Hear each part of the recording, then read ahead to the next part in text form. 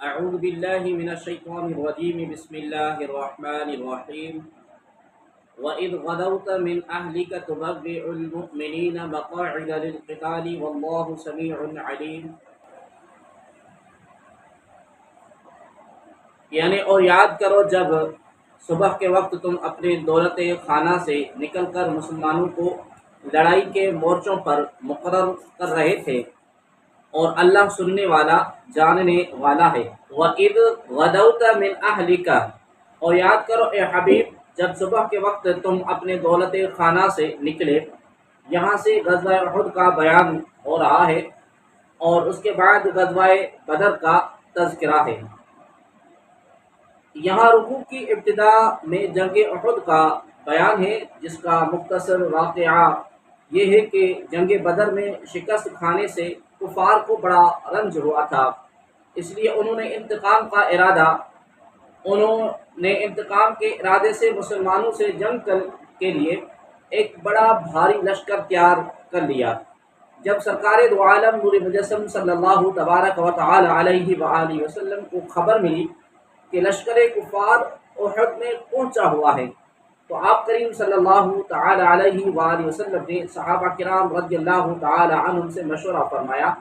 اس مشورے میں منافقوں کے سردار عبداللہ بن ابی بن سلول کو بھی بلایا گیا، جو اس سے پہلے کبھی کسی مشورے کے لیے نہیں بلایا گیا تھا۔ اکثر انصار کی اور عبداللہ بن ابی کی یہ رائے تھی کہ حضور سید المرسلین صلی اللہ تعالی علیہ وآلہ وسلم مدینہ طیبہ میں ہی ٹھہرے رہیں اور جب کفار یہاں آئیں تب ان سے مقابلہ کیا جائے۔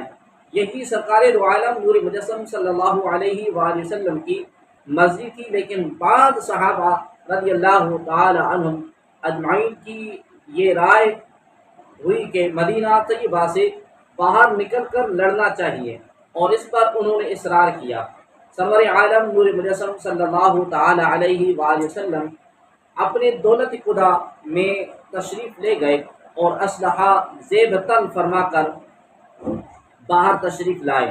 اب تاجدار رسالت صلی اللہ علیہ وآلہ وسلم کو دیکھ کر ان صحابہ رضی اللہ تعالی عنہم کو ندامت ہوئی اور انہوں نے عرض کیا کہ حضور صلی اللہ علیہ وآلہ وسلم کو رائے دینا اور اس پر اصرار کرنا ہماری غلطی تھی، اس کو معاف فرمائیے، اور جو آپ کریم صلی اللہ علیہ وآلہ وسلم کا ارادہ ہو وہی کیجیے، ہم حاضر ہیں۔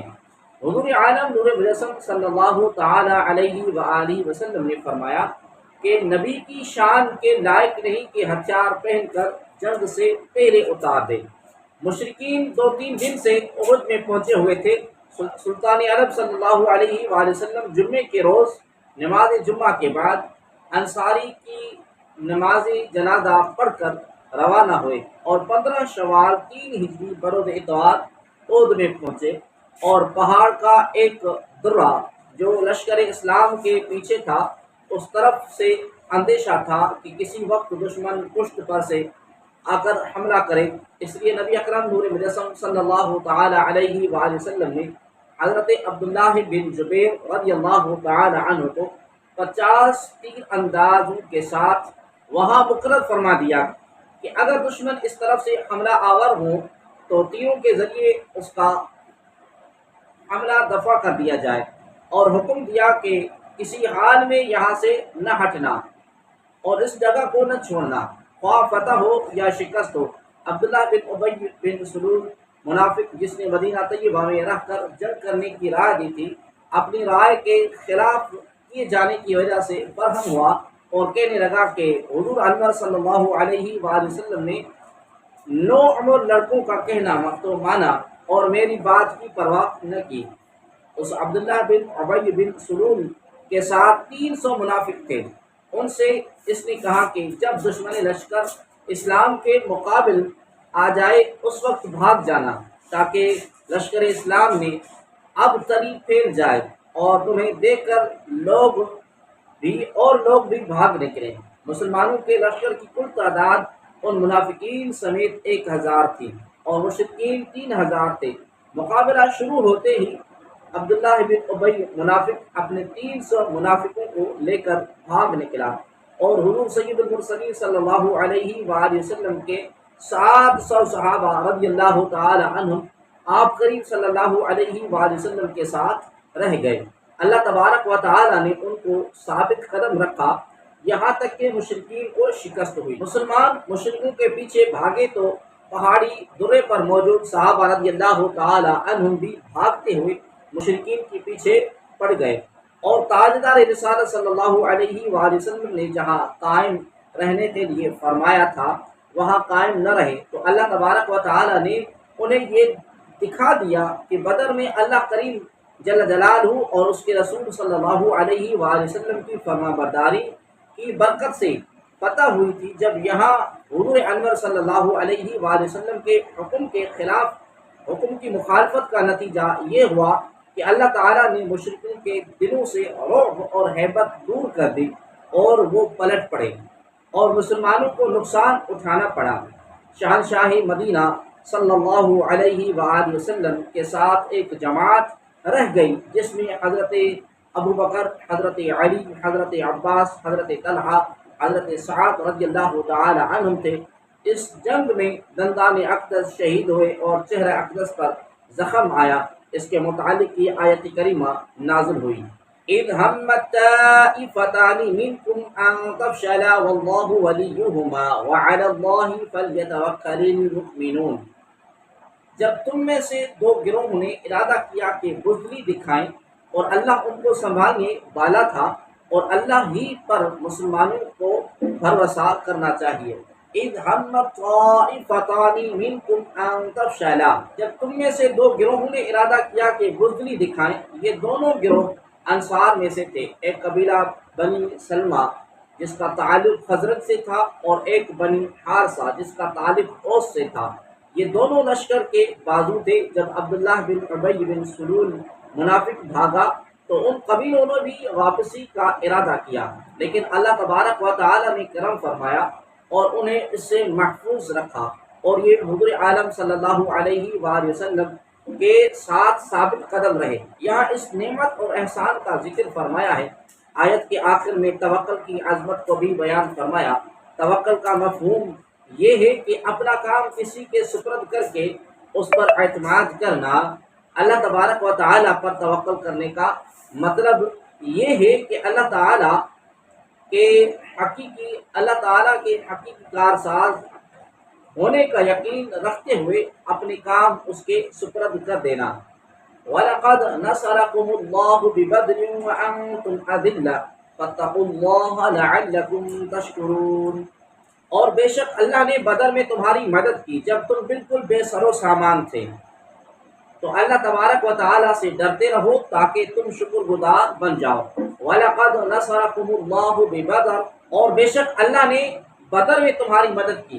یہاں اللہ تبارک و تعالیٰ جل جلالہ اپنے عظیم احسان کو بیان فرما رہا ہے کہ غزوہ بدر میں جب مسلمانوں کی تعداد بھی کم تھی اور ان کے پاس ہتھیاروں اور سواروں کی بھی کمی تھی، جبکہ کفار تعداد اور جنگی قوتوں میں مسلمانوں سے کئی گنا زیادہ تھے، اس حالت میں اللہ تبارک و تعالیٰ نے مسلمانوں کی مدد فرمائی اور کفار پر فتح اور کامرانی عطا فرمائی۔ جنگ بدر 17 رمضان 2 ہجری میں جمعہ کے دن ہوئی۔ مسلمان 313 تھے جبکہ کفار تقریباً 1000۔ بدر ایک کنواں ہے جو ایک شخص بدر بن عامر نے کھودا تھا، اس کے نام پر اس علاقے کا نام بدر ہو گیا۔ یہ علاقہ مکہ مکرمہ اور مدینہ منورہ کے درمیان ہے۔ ناظرین محترم، اس آیت مبارکہ سے اہل سنت کا ایک عظیم عقیدہ واضح طور پر ثابت ہوتا ہے، وہ یہ کہ جنگ بدر میں مسلمانوں کی مدد کے لیے فرشتے نازل ہوئے، جیسا کہ اگلی آیتوں میں موجود ہے۔ جنگ میں فرشتے لڑے، انہوں نے مسلمانوں کی مدد کی، لیکن ان کی مدد کو اللہ تبارک و تعالیٰ فرما رہا ہے کہ بدر میں اللہ تعالیٰ نے تمہاری مدد فرمائی۔ اس سے معلوم ہوا کہ اللہ کریم جل جلالہ کے پیارے جب اللہ تبارک و تعالیٰ کی اجازت سے مدد فرماتے ہیں تو وہ اللہ تبارک و تعالیٰ کی مدد ہوتی ہے۔ لہذا انبیاء علیہ السلام اور اولیاء رحمہم اللہ علیہم اجمعین جو مدد فرمائیں وہ اللہ تبارک و تعالیٰ ہی کی مدد قرار پائے گی اور اسے کفر اور شرک نہیں کہا جائے گا۔ اذ تقولوا للمؤمنین ألن يكفيكم أن يمدكم ربكم بثلاثة آلاف من الملائكة منزلين بلى إن تصبروا وتتقوا ويعتكم من فورهم هذا يمددكم ربكم بخمسة آلاف من الملائكة مسومين. یاد کرو اے حبیب جب تم مسلمانوں سے فرما رہے تھے کیا تمہیں یہ کافی نہیں کہ تمہارا رب 3000 فرشتے اتار کر تمہاری مدد کریں؟ ہاں کیوں نہیں، اگر تم صبر کرو اور تقوی اختیار کرو، اور کافر اس وقت تمہارے اوپر حملہ آور ہو جائیں تو تمہارا رب 5000 نشان والے فرشتوں کے ساتھ تمہاری مدد فرمائے گا. اذ تقول للمؤمنین جب تم مسلمانوں سے فرما رہے تھے. شہنشاہ مدینہ صلی اللہ علیہ وآلہ وسلم نے صحابہ کرام رضی اللہ تعالی عنہم کو حوصلہ دیتے ہوئے اور ان کی ہمت بڑھاتے ہوئے ارشاد فرمایا کہ تم اپنی ہمت بلند رکھو. کیا تمہیں یہ کافی نہیں ہے کہ اللہ تبارک و تعالی 3000 فرشتے اتار کر تمہاری مدد فرمائے؟ اس کے بعد فرمان ہے کہ 3000 فرشتوں کے ساتھ ہی نہیں بلکہ اگر تم صبر اور تقوی اختیار کرو اور اس وقت دشمن تم پر حملہ آور ہو جائے تو اللہ تبارک و تعالی 5000 ممتاز فرشتوں کے ساتھ تمہاری مدد فرمائے گا. یہ بھی خبر تھی جو بعد میں پوری ہوئی اور صحابہ کرام رضی اللہ تعالی عنہم کہ صبر اور تقوی کے بدولت اللہ تبارک و تعالی نے 5000 فرشتوں کو نازل فرمایا جنہوں نے میدان بدر میں مسلمانوں کی مدد کی. اس آیت اور واقعہ سے 3 باتیں معلوم ہوئیں. نمبر 1، بدر میں شرکت کرنے والے تمام مہاجرین اور انصار صابر اور متقی ہیں کیونکہ اللہ تبارک و تعالی نے اپنی مدد اتارنے کے لیے صبر اور تقوی شرط رکھی تھی، اور چونکہ فرشتے بعد میں نازل ہوئے تو اس سے معلوم ہوا کہ شرط پائی گئی تھی، یعنی صحابہ کرام رضی اللہ تعالی عنہم نے صبر اور تقوی کا مظاہرہ کیا تھا.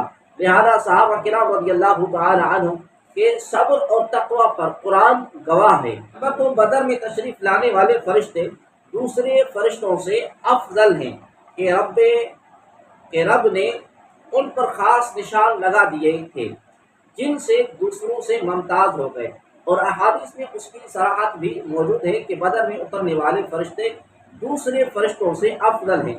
نمبر 3، سرور عالم نور مجسم صلی اللہ تبارک و تعالی علیہ وآلہ وسلم کی خدمت اور مجاہدین کی مدد اعلیٰ عبادت ہے کہ یہ فرشتے حضور عالم صلی اللہ علیہ وآلہ وسلم کی خدمت اور صحابہ کرام رضی اللہ تعالی عنہم کی مدد کے لیے نازل ہوئے اور دوسرے فرشتوں سے افضل قرار پائے. لہذا حضور نور صلی اللہ علیہ وآلہ وسلم کے صحابہ کرام رضی اللہ تعالی عنہم تمام مسلمانوں سے افضل ہیں کہ یہ وہ خوش نصیب حضرات ہیں جنہیں حضور سید المرسلین صلی اللہ علیہ وآلہ وسلم کی خدمت نصیب ہوئی. حدیث میں اللہ تبارک و تعالی جل جلالہ نے اصحاب بدر رضی اللہ تعالی عنہم کے بارے میں فرمایا تم جو چاہے عمل کرو تمہارے لیے جنت واجب ہو چکی ہے. شہدائے بدر ہی کی فضیلت پر ضمن دلالت کرنے والی یہ حدیث بھی ملاحظہ ہو. حضرت انس رضی اللہ تعالی عنہ فرماتے ہیں غزوہ بدر کے دن حضرت حارثہ رضی اللہ تعالی عنہ شہید ہو گئے تو ان کی والدہ نے نبی اکرم نور مجسم صلی اللہ علیہ وآلہ وسلم کی بارگاہ میں حاضر ہو کر عرض کی یا رسول اللہ صلی اللہ تعالی علیہ وسلم، آپ کو بخوبی معلوم ہے کہ مجھے حارثہ کتنا پیارا تھا. اگر وہ جنت میں ہے تو میں صبر کروں اور ثواب کی امید رکھوں، اگر خدا نہ خواستہ معاملہ برعکس ہے تو آپ دیکھیں گے کہ میں کیا کرتی ہوں. آپ کریم صلی اللہ علیہ وآلہ وسلم نے ارشاد فرمایا تجھ پر افسوس ہے، کیا تو پگلی ہو گئی ہے؟ کیا خدا کی ایک ہی جنت ہے؟ اس کی جنتیں تو بہت ساری ہیں، اور بے شک حارثہ رضی اللہ تعالی عنہ جنت الفردوس میں ہے. وما جعله الله الا بشرى لكم ولتطمئن قلوبكم به وما النصر الا من عند الله العزيز الحكيم. اور اللہ نے اس امداد کو صرف تمہاری خوشی کے لیے کیا، اور اس لیے کہ اس سے تمہارے دلوں کو چین ملے، اور مدد صرف اللہ کی طرف سے ہوتی ہے، جو زبردست ہے، حکمت والا ہے۔ وما جعلہ اللہ الا بشرا لکم، اور اللہ نے اس امداد کو صرف تمہاری خوشی کے لیے کیا۔ فرمایا گیا کہ اللہ تبارک و تعالی نے فرشتوں کو اتار کر جو تمہاری مدد فرمائی وہ صرف تمہاری خوشی کے لیے کی، اور اللہ نے اس امداد کو صرف تمہاری خوشی کے لیے کیا۔ فرمایا گیا کہ اللہ تبارک و تعالی نے فرشتوں کو اتار کر جو تمہاری مدد فرمائی وہ صرف تمہاری خوشی کے لیے کی، اور اس لیے کہ اس سے تمہارے دلوں کو اطمینان نصیب ہو، اور دشمن کی کثرت اور اپنی قلت سے تمہیں پریشانی اور بے قراری نہ ہو۔ مسلمانوں کو ویسے ہی یہ بات یاد رکھنی چاہیے کہ حقیقی مدد اسباب سے نہیں بلکہ اللہ تبارک و تعالیٰ کی طرف سے ہوتی ہے، لہذا چاہیے کہ بندہ صرف اسباب پر نہیں بلکہ مسبب الاسباب پر نظر رکھے اور اسی پر توکل کرے۔ ناظرین محترم، اس آیت سے یہ بھی معلوم ہوا کہ صحابہ کرام رضی اللہ تعالی عنہ کی خوشی اللہ تبارک و تعالیٰ کو محبوب ہے کہ ان کی خوشی کے لیے ان کی مدد کی گئی۔ لِيَقْطَعَ طَرَفًا مِّنَ الَّذِينَ كَفَرُوا أَوْ يَكْبِتَهُمْ فَيَنقَلِبُوا خَائِبِينَ، اس لیے کہ وہ کافروں کا ایک حصہ کاٹ دیں یا انہیں ذلیل اور رسوا کر دیں تو وہ نامراد ہو کر لوٹ جائیں۔ لِيَقْطَعَ طَرَفًا مِّنَ الَّذِينَ كَفَرُوا، اس لیے کہ وہ کافروں کا ایک حصہ کاٹ دیں۔ اللہ تبارک و تعالیٰ نے مسلمانوں کی مدد اس لیے فرمائی کہ کافروں کے بڑے بڑے سردار مارے جائیں، گرفتار کیے جائیں، اور اس کے ذریعے کافروں کی قوت ختم ہو۔ چنانچہ بدر میں ایسا ہی ہوا۔ لَيْسَ لَكَ مِنَ الْأَمْرِ شَيْءٌ أَوْ يَتُوبَ عَلَيْهِمْ أَوْ يُعَذِّبَهُمْ فَإِنَّهُمْ ظَالِمُونَ وَلِلَّهِ مَا فِي السَّمَاوَاتِ وَمَا فِي الْأَرْضِ يَغْفِرُ لِمَن يَشَاءُ وَيُعَذِّبُ مَن يَشَاءُ وَاللَّهُ غَفُورٌ رَحِيمٌ۔ اے حبیب صلی اللہ علیہ وآلہ وسلم، آپ کا اس معاملے سے کوئی تعلق نہیں۔ اللہ چاہے تو انہیں توبہ کی توفیق دے دے اور چاہے تو انہیں عذاب میں ڈال دے، کیونکہ یہ ظالم ہیں، اور اللہ ہی کا ہے جو کچھ آسمانوں میں ہے اور جو کچھ زمین میں ہے، جسے چاہے بخشے اور جسے چاہے عذاب کرے۔ اللہ بخشنے والا مہربان ہے۔ لَيْسَ لَكَ مِنَ الْأَمْرِ شَيْءٌ، اے حبیب آپ کا اس معاملے سے کوئی تعلق نہیں۔ ہجرت کے چوتھے سال سفر کے مہینے میں سرکار دو عالم نور مجسم صلی اللہ علیہ وآلہ وسلم نے 70 قاری صحابہ کرام رضی اللہ تعالی عنہم کو مکہ اور اصفہان کے درمیان ایک جگہ پر معونہ کی طرف بھیجا تھا تاکہ وہاں لوگوں کو قرآن پاک اور دینی مسائل کی تعلیم دیں۔ عامر بن طفیل نے دھوکے سے انہیں شہید کر دیا، اور ان کافروں کے خلاف حضور سید المرسلین صلی اللہ علیہ وآلہ وسلم نے بربادی کی دعا کی اور بربادی کی دعا کا ارادہ فرمایا، تو اللہ تبارک و تعالی نے آپ کریم صلی اللہ علیہ وآلہ وسلم کو روک دیا۔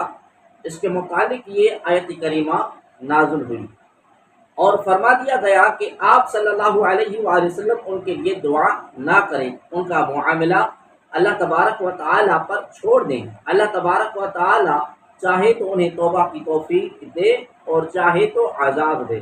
یہ حضور عالم نور مجسم صلی اللہ علیہ وآلہ وسلم کی وہ مبارک تربیت ہے جو رب العالمین نے خود فرمائی، اور ہر جگہ اپنے حبیب صلی اللہ علیہ وآلہ وسلم کی کامل رہنمائی فرمائی۔